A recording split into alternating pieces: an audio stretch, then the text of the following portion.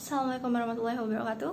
Well, please let me introduce myself. My name is Aisyah Nurfiani Maulani, and you're here with me now. Here I am standing very proudly to tell you about the effectiveness of Sister City in fostering collaboration and development. Well, the globalization of power have shifted quickly up to a moment, and it including the power of diplomacy as well. According to Paddy Ashton in his lecture, power is not only interlinked horizontally, such as from one nation to another, but it moves vertically. And it can be proven by the sister city concept, which was found and massively grew during the 1950s. The substantial cooperation bounded by Bandung, Indonesia, and Suwon, South Korea, is an example of sister city concept. The fringe benefit can be seen from the aid of around 20,000 Kiev 80 masks from Suwon to generally reduce the ongoing pandemic at that time. It is shown that decentralization and globalization have drastically affected certain local governments and eventually led to expansion in the field of cooperation, which also affected its central unit. This is what commands the creation of sister city and contemplated bringing huge profits for all parties involved.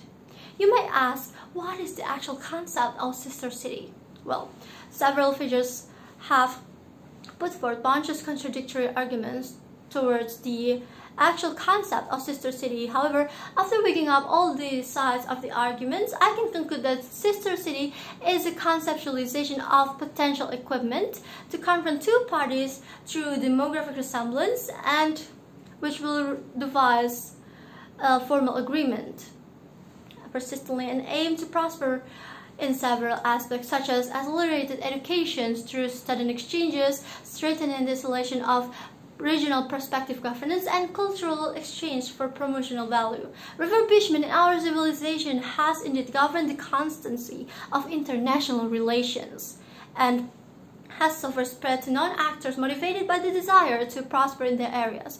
Although otherization mostly used to only occur at the actual level, such as central government, however, since the 1952, it has also penetrated local government to interweave collaboration and construct its own global space in an even narrower field than the actual actor. It has also set an active role for each city in the broader political area. Therefore, to forge magnificent triumph, it is necessary to identify the strategic issues, an equitable form of cooperation, the praxis of good consensus and attendance of all people by adhering to transparency. The government's direct and indirect contribution is also influential to covering deficiencies and overcoming obstacles. Others could also come from business sector and the people to build an alliance. This alliance aims to assemble potential individuals to ensure resource fulfillment properly. Now, beyond any doubt, it is undeniable that most sister cities said about boundless enthusiasm and active programs just tumbled down in the end, simply due to a lack of intensity planning. Whereas global collaboration no longer implicates regions within state, but overseas as well. Not to mention the lack of a comprehensive approach from the stakeholders tend to make it inadequate. Well, you must know that the globalization of power, the globalization of diplomacy has brought not only the positive changes we desire, but also the harm we never wanted, in the vein of how traditional threats have shifted to global hazards.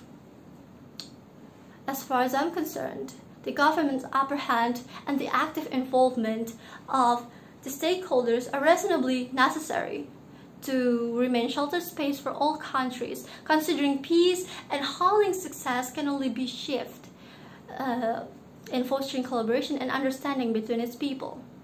The government must also dare to take risks and analyze every possibility that might exist in the inception of a collaboration. Tolerance in every aspect of society have to be instilled in every stakeholder to avoid political divisions. Also, precisely The value of sister city not only depends on what approach government gives or how significant the impact of the policy they have built, but also emphasizes to the agile participation and city planning to the fullest, to the tiny spaces, to the huge one, to reduce the risk of debacle and inequality from all levels of society. And now, sister cities are envisaged to intensify the time efficiency in achieving sustainable development goals that we tend to pursue for a long time through the utilization of cooperation opportunities. I certainly believe that Indonesia is adequate to form the transfiguration of the world into a greater entity, with one condition: if entrenched in the rightful ethic. Hence, conditions should be manageable at each level.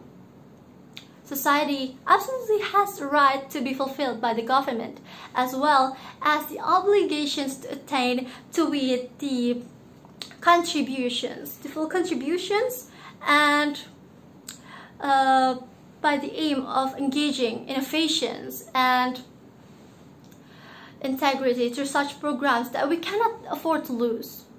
We can determine the direction of the state's development. We hold the absolute control of Indonesia. That's why, as agents of change, it's all in our hands. Now, like what Maddie Stephanie said, unity is strength. When there is teamwork and collaborations, wonderful things can be achieved. Great ladies and gentlemen, that is the end of my speech. I hope I could deliver something useful to help you sharpen your knowledge about what role you should hold to contribute into a sister city program and other government's program. Thank you for listening. Assalamualaikum warahmatullahi wabarakatuh.